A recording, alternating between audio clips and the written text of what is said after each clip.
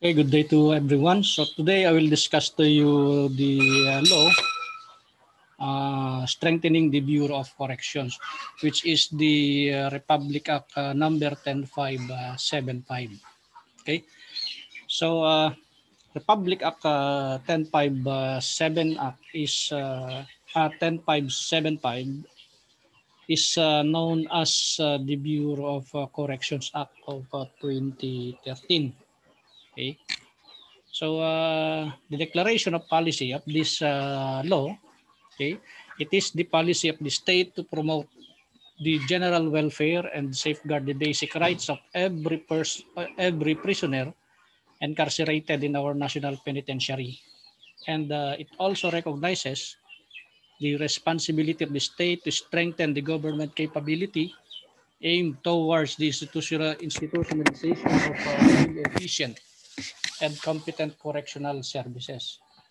Towards these ends, the state shall provide for the modernization, professionalization, and restructuring of the Bureau of Corrections by upgrading its facilities, increasing the number of its personnel, upgrading the level of qualification of their personnel, and standardizing their base pay, retirement, and other benefits, making it at par with that of the Bureau of Jail Management and Penology.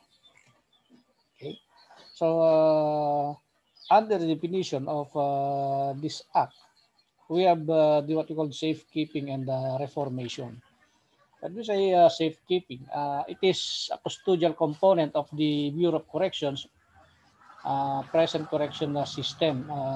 It shall refer to the act that ensures the public, sinisigurado, na ang publiko, including the families of inmates and their victims, that national inmates are provided with their basic needs, provide yung kanilang pangangailangan, completely incapacitated from further committing criminal acts, and have been totally cut off from their criminal networks or contacts in the free society, while serving sentence inside the premises of the National Penitentiary. And also, this act includes protection against illegal organized armed groups which have the capacity of launching an attack on any prison camp and National Penitentiary to rescue their convicted comrade or to forcibly amass firearms issued to prison guards. While reformation, which is the rehabilitation component of the Bureau of Corrections present correction system, shall refer to the acts which ensure the public, including the families of inmates and their victims, that released national inmates are no longer harmful to the community by becoming reformed individuals prepared to live a normal and productive life upon reintegration to the mainstream society. So it is very important that the inmate should be reformed para hindi na siya babalik sa dati niyang masamang gawain. Okay. So what are the mandates of the Bureau of Correction? So the Bureau of Correction shall be in charge of safekeeping and instituting reformation programs national inmates sentenced to more than 3 years. So pag ang isang tao ay na-convict na-convict at nasentensyahan ng pagkakakulong ng 3 years and 1 day pataas, he or she is considered as a national prisoner or insular prisoner. Okay.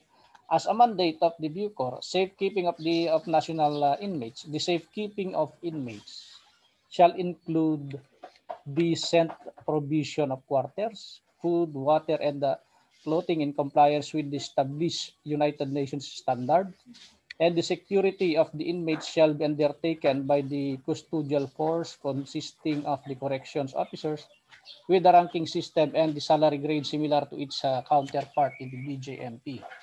And another mandate of the BUCOR is reformation of national inmates. So dito sa reformation of the national inmates, there are programs which will be instituted by the Bureau of Correction for the inmates. Okay, and these are the following.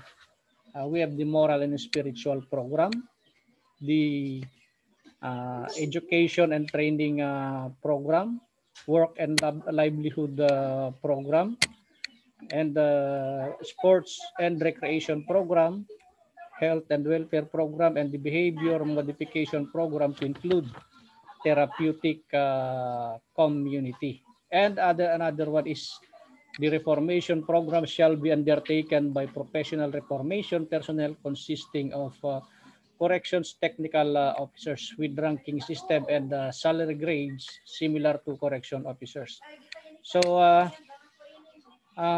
corrections technical officers, these are personnel employed in the implementation of reformation programs, and those personnel whose nature of work requires proximate and direct contact with inmates. Okay, so who are these corrections technical officers?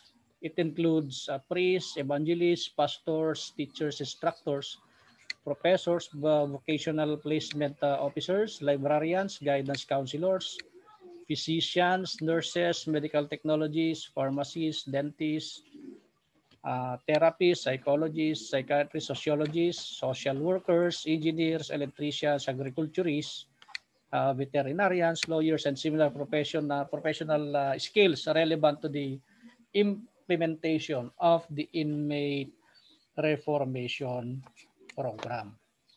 Okay, so how about the operations of the Bucor? The Bucor shall operate with a directorial structure. Okay, directorial structure na ang Bureau of Correction. Okay, it shall undertake reception of inmates.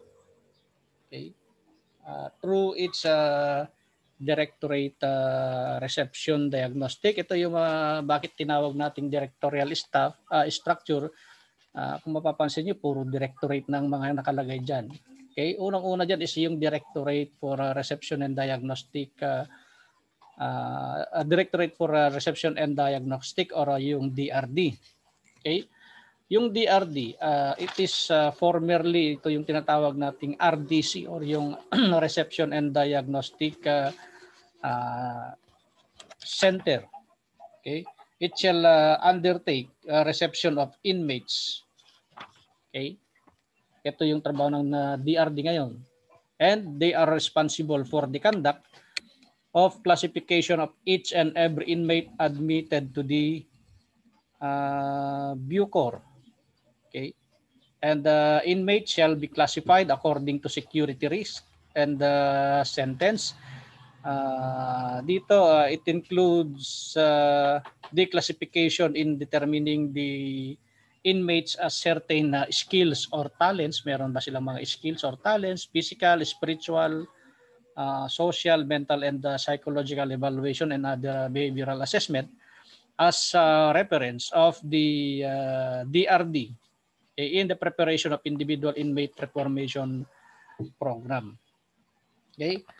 And also in the DRD, the inmates shall also be internally classified by the DRD as and segregated according to crimes committed. That is based on the related penal codes, such as the crime against person, crimes against properties, and crimes against chastity, and so on and so forth, as well as by other related special laws, customs, and immigration laws.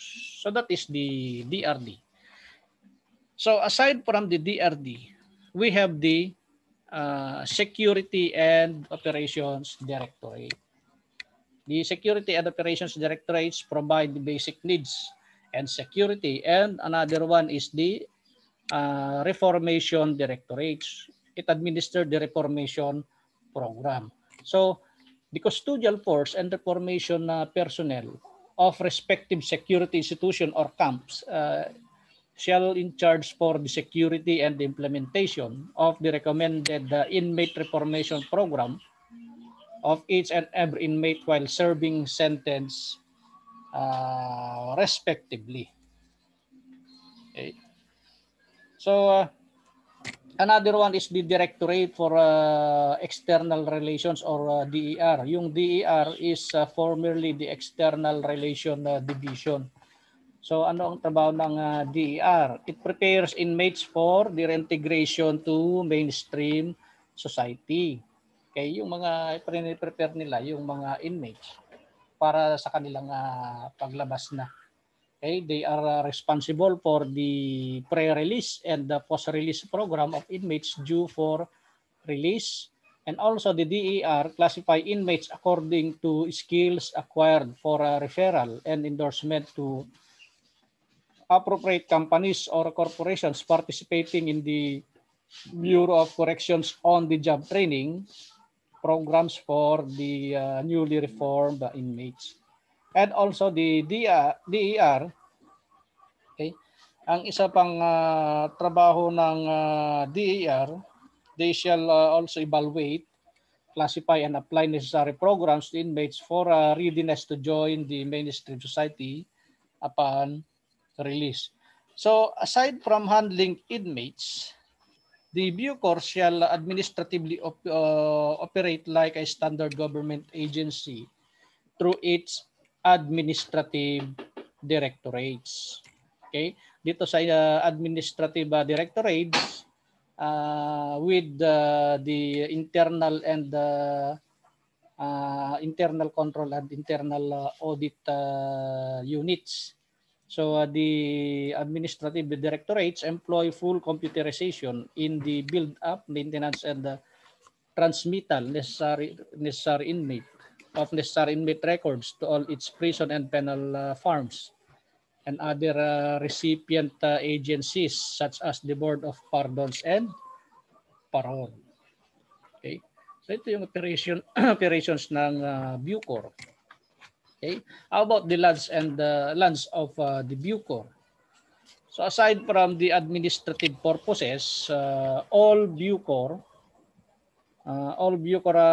lands shall be used for inmate security. Lahat na yung mga pag-aari ng Bucor, yung kalupaan ng Bucor, okay, they shall be used for inmate security, reformation programs, and as a means to promote sustainability both for income and non-income generating programs, okay, with or without partnership among non-government organizations, civic organization, and or other government entities.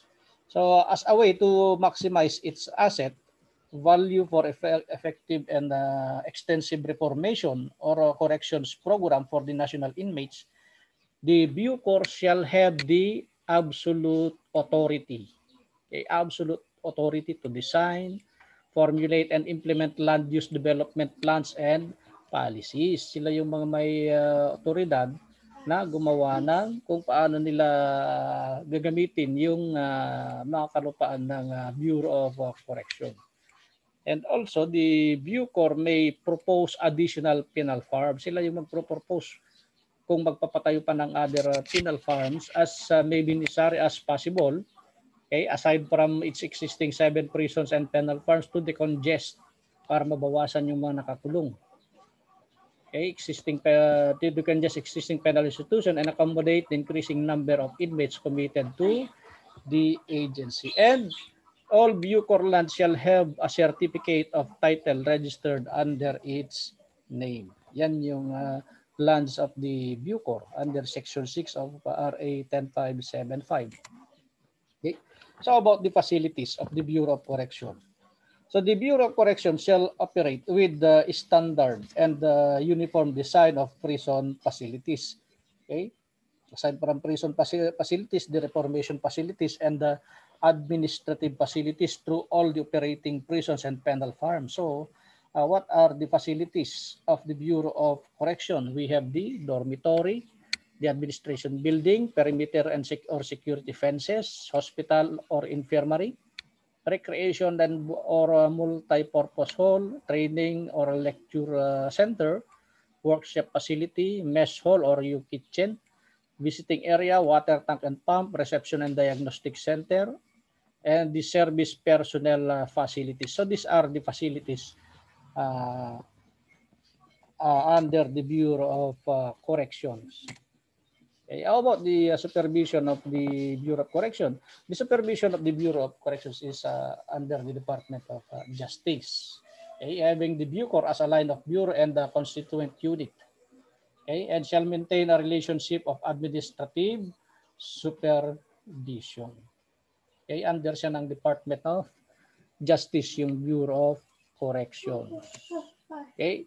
How about the organization and key position of the Bureau of Correction? Okay. The Bucor, the Bureau of Correction shall be headed by a director. Okay. So pinapangunahan siya ng director, and the director shall be assisted by 3 deputy directors. Okay, 1 for administration, 1 for security and operation, and 1 for reformation. Ito yung key positions dun sa Bureau of Correction. Okay, so all of these, okay, shall be appointed by the President upon the recommendation of the Secretary of Justice. Yung 4 na to, they are all appointed by the President through the recommendation of the Secretary of Justice. Okay? And the director and the deputy directors of the Bucor shall serve a tour of duty not to exceed 6 years from the date of appointment, provided, okay, that in times of war or national emergency declared by Congress, the President may extend such tour of duty. Okay. Okay. Next is the organization and positions of the Bucor. So the head of the Bureau of Corrections. Okay. Ito yung bumubuo sa Bureau of Corrections, the head of the Bucor, the second officer in the command of the Bucor, who is the second, third, fourth, and fifth officer in command of the Bucor. Okay, unang-una yung head of the Bucor. Okay, the head of the Bucor with the rank of under secretary, and shall have the position and title of Director General of Correction. Okay. The second officer in command of the Bucor with the rank of Assistant Secretary and shall have the position and title of Deputy Director of Correction. Okay.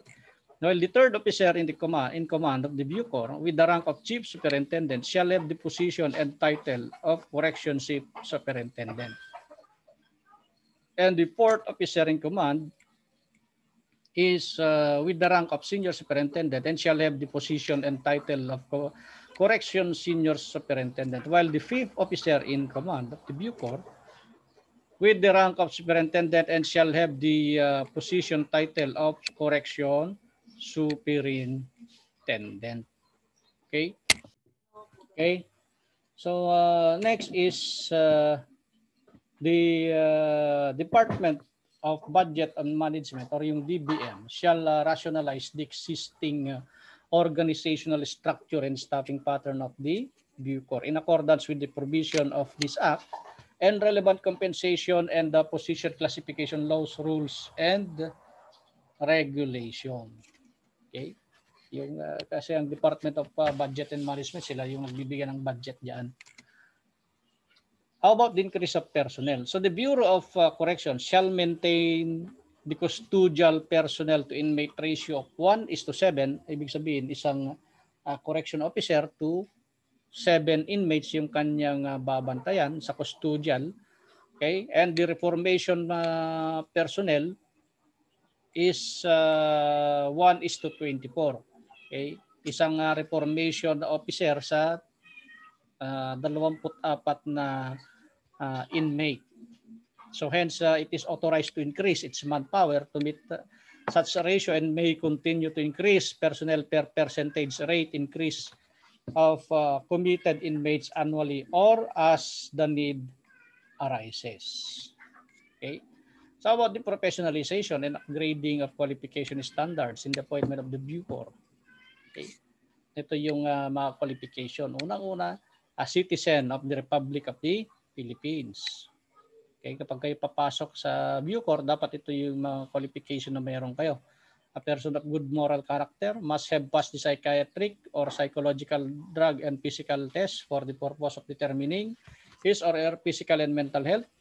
Must possess a baccalaureate degree from a recognized learning center, any 4-year degree course yan. Must possess the appropriate civil service eligibility.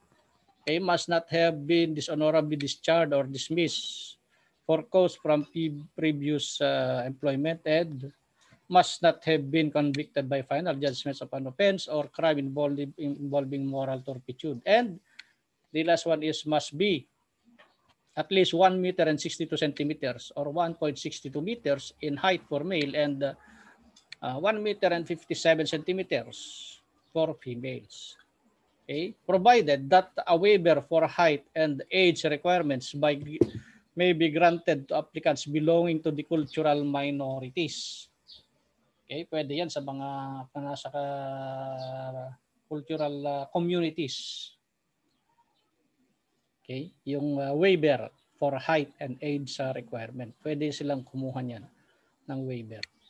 Okay, and also provided that a new applicant must not less than 21 years or more than 40 years of age. Okay, hanggang 40 years old pwede sa Bucor. Okay? Except for this particular provision, the above enumerated qualifications shall be continuing in the character and an absence of any one of them at any given time shall be ground for separation or retirement from the service. Okay?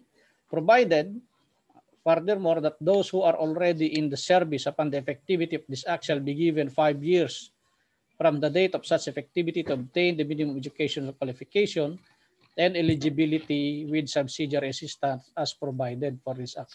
For example, hindi mo na-meet yung mga qualification nito within 5 years. And nung wala pa yung batas na ito at nasa serbisyo ka na ng Bucor, dapat mo ikompleto ito within 5 years, comply lahat ng mga qualification na yan. Paano kapag hindi mo na-comply?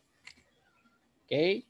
After the lapse of the period for the satisfaction of the specific requirement, incumbent personnel of the Bureau who fail to satisfy any requirements enumerated under this section shall be separated from the service if they are below 50 years of age.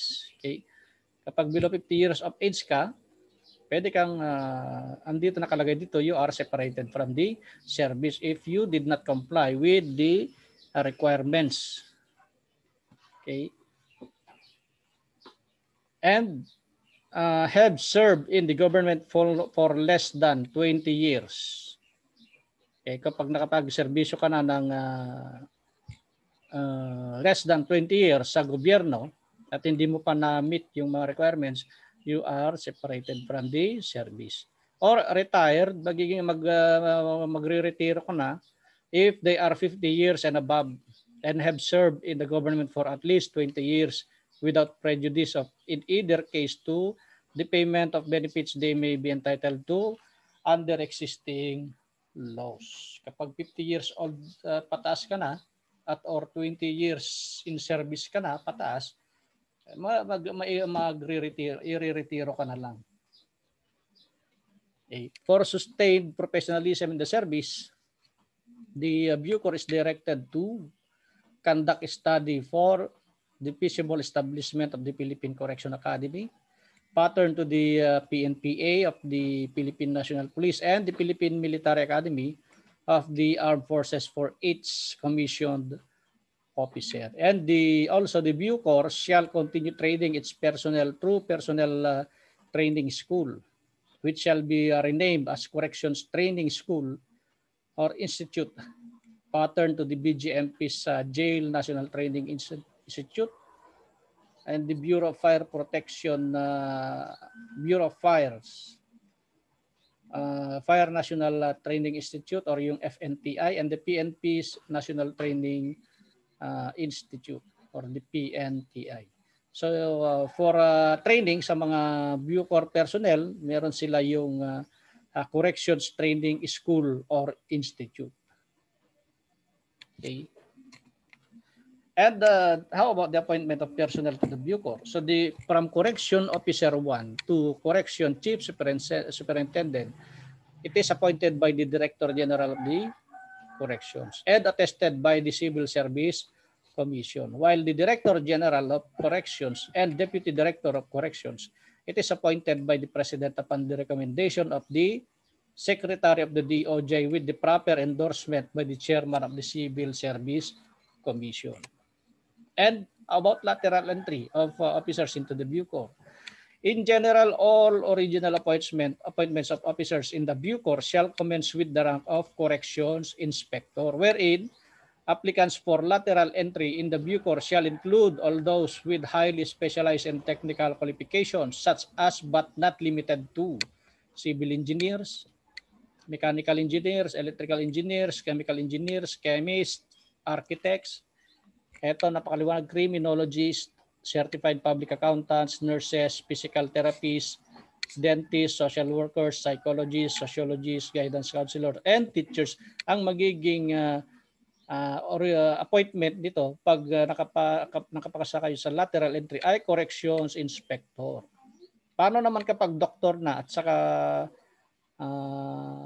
mga abogado or chaplain? Doctors of medicine, members of the Philippine Bar and chaplain shall be appointed to the rank of correction senior inspector. Okay, senior inspector sila. Pero dito is correct inspector. Okay, in the particular technical service. So dapat alam natin yung diferensya no, pag doctor of medicine, member of the Philippine Bar, yung mga abogado at mga chaplain, yung mga pare, pastor, sila ay senior inspector pag napasok sila sa lateral entry. Okay? Inspector naman kapag ito electrical engineer, mga engineers, yan, chemist, architect, criminologist, CPA, nurses, physical therapists, dentists, social workers, psychologists, sociologists, guidance counselors, and teachers. Okay. So in the professionalization and upgrading of qualification standard in the designation of personnel of the Bureau to key positions, we have the colony assistant. Kailan ka ma-promote bilang colony assistant, superintendent, sub-colony, colony superintendent, regional superintendent. Pag colony assistants, it should have the rank of chief inspector. Dapat may ranggong chief inspector para ma-qualify ka na colony assistant superintendent. And who must have finished at least second year Bachelor of Laws or earned at least 24 units in master's degree program. Okay, in management, public administration, public safety, criminology, penology, sociology, national security administration, defense studies, or other related disciplines from recognized institutions of learning, and must have satisfactorily passed the necessary training of career courses for such position as may be established by the Bucor. Yan yung qualification para maging isang colony assistant superintendent. How about the sub-colony supervisor? Okay.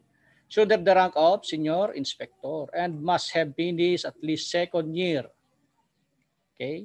Bachelor of Laws or earned at least 12 units in master's degree program in management, public administration, public safety, criminology, penology, sociology, national security administration, defense studies, and other related disciplines from recognized institutions of learning, and must have satisfactorily passed the necessary training or career courses for such position as may be established by the Bucor. Ito yung qualification para maging sub-colony supervisor. How about colony superintendent? Okay. It should have the rank of superintendent. Okay. And must be graduated man must be a graduate of Bachelor of Laws. Dapat nakagraduate na siya ng Bachelor of Laws. And nakapagtapos na siya nakapagtapos na siya ng kanyang master's degree, okay, in management, okay, public administration, public safety, criminology, penology, sociology, national security administration, defense studies, or other related disciplines from a recognized institution of learning. Okay?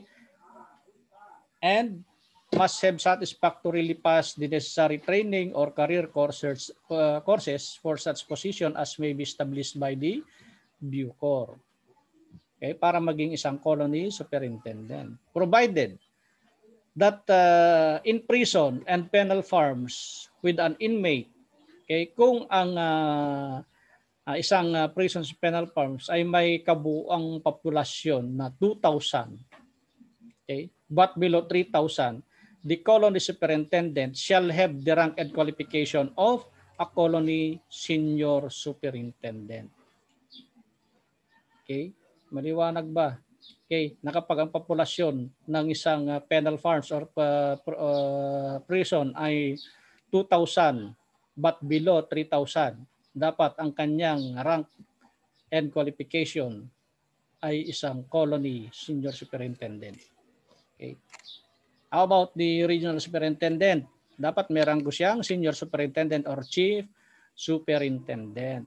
Okay, at dapat nakapagtapos siya ng Bachelor of Laws and also a holder of master's degree.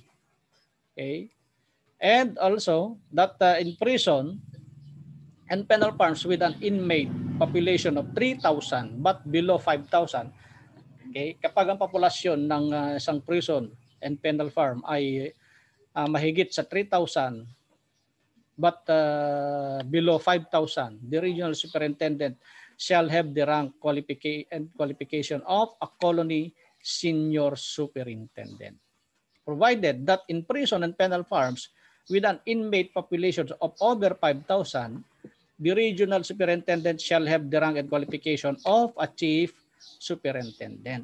Okay, so ito yung qualification para maging isang regional superintendent ng Bureau of Correction.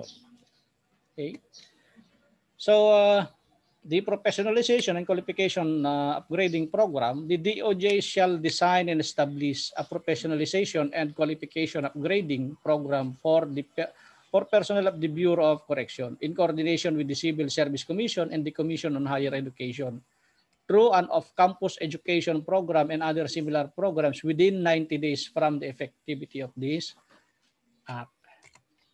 And about the attrition system of the personnel of the Bucor.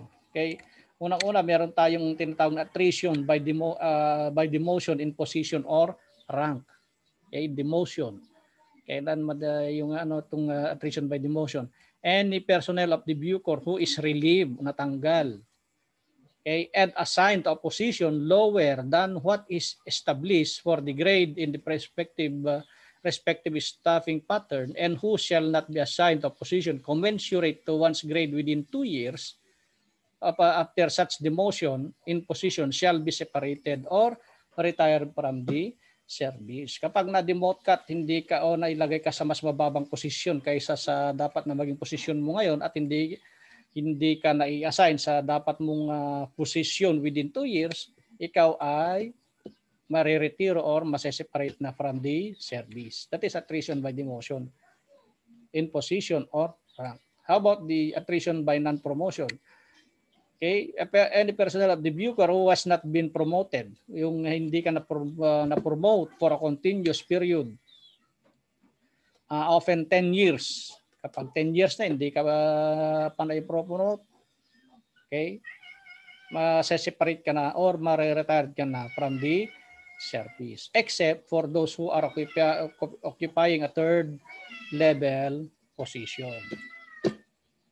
About the attrition by other means, any personnel of the Bucor with at least 5 years of accumulated active service shall be separated from the service based on any of the following factor. Okay, 5 years ka nang nasa serbisyo pero nagkaroon ka ng mga ito: inefficiency based on the poor performance during the last two successive semestral rating periods, kasi nagkakandak sila ng mga evaluation sa kanilang personnel. Inefficiency based on poor performance for 3 cumulative semestral rating periods. Physical or mental incapacity to perform one's duties and functions or failure to complete the required career courses and or appropriate civil service eligibility from his position except for justifiable cause or reason. Okay? Kapag meron ka nito, maseseparate ka na sa serbisyo. That is attrition by other means. Okay? Separation or retirement from the Bucor under this section. Any personnel who is dismissed from the Bucor pursuant to the above enumerated principle in this section shall be separated if one has rendered less than 20 years of service and be retired if one has rendered of at least 20 years of service unless the concerned personnel is disqualified by law to receive such benefits. Okay. So performance and evaluation system, there shall be established a performance evaluation system which shall be administered in accordance with the rules, regulations, and standards and a code of conduct for the personnel of the Bucor to be promulgated by the Bucor through the DOJ. So such performance evaluation system shall be administered in such a way as to foster the improvement of individual efficiency and behavioral discipline as well as the promotion of organizational effectiveness and commitment to public service. And also the rating as contemplated therein shall based on standards prescribed by the Bucor through the DOJ and shall be considered the result of the annual psychiatric or psychological and physical test conducted on personnel of the Bucor. Okay, kasi every year nagka-conduct din ang Bucor ng psychiatric, psychological and physical test sa kanilang mga personnel. Okay? So ito yung custodial rank at saka yung reformation rank. Okay? Dito sa custodial rank ito yung kanilang mga rank, chief corrections, chief superintendent, senior superintendent, superintendent, chief inspector, senior inspector, inspector, senior officer correction, senior officer 4, senior officer 3, 2, 1, and also the correction officer 3, correction officer 2, and correction officer 1. While on the reformation rank, we have the tawag naman sa kanila is correction technical. Okay. Correction technical senior superintendent, technical superintendent, technical chief inspector, technical senior inspector, and technical inspector. And also correction technical senior officer 4, technical senior officer 3, correction technical senior officer 2, correction technical senior officer 1, and also we have the corrections technical officer 3, correction technical officer 2, and correction technical officer 1. Okay, kaya magkaiba yung custodial rank sa reformation rank sa Bureau of Correction. Okay. How about the retirement benefits? Upon compulsory retirement, any custodial officer from the rank of corrections chief superintendent and below shall be entitled to retirement benefits computed on the basis of 1 grade higher than the position last held, provided that the retirement pay shall be subject to adjustments based on the prevailing scale of base pay of the uniformed personnel in the active service. Okay.